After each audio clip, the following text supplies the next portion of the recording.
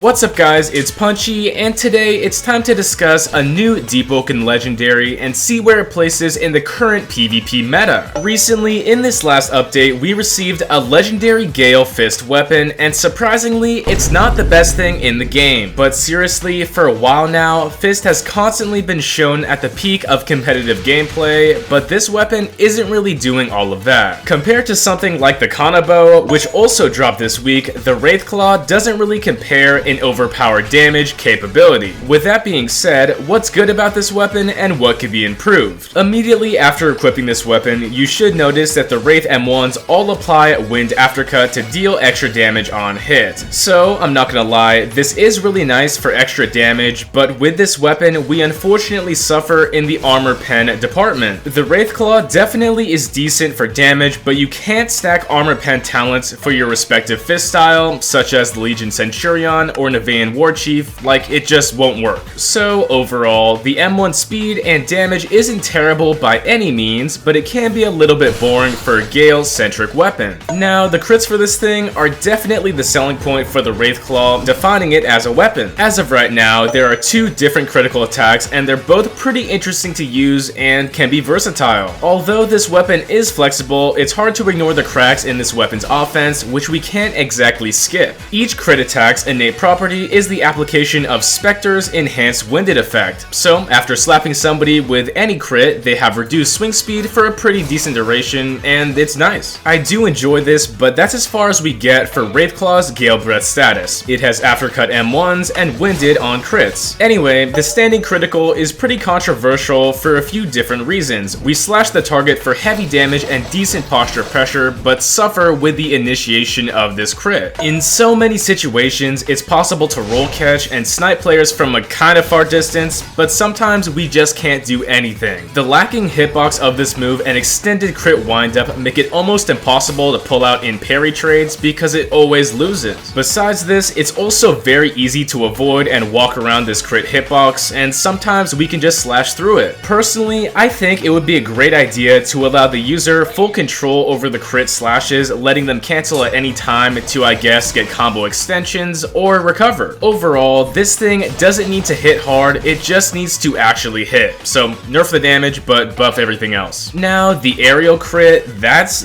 something special. With a high posture air slash, we spin to extend combos or finish them off. This thing is really fun to use out of uppercuts or out of slide jumps, and I think it's one of my favorite abilities in the entire game. Although this is powerful, it is easy to see coming, and you can't exactly do this whenever. Regardless, this critical is one of the strong points for the Wraithclaw, and honestly worth building around for your entire character. So, to finish this off, I do have a single question for everyone else outside of the balancing shown. Like, I really need your feedback. Do you think the Wraithclaw really pushes the limits when it comes to Gale gameplay, or could it be a bit more elemental? I don't really know myself, but I wish more status was involved. Anyway, try out this weapon because it's really fun when it works, and as always, make sure to like and subscribe so we can hit 90k subs. Thanks again, it's Punchin' time.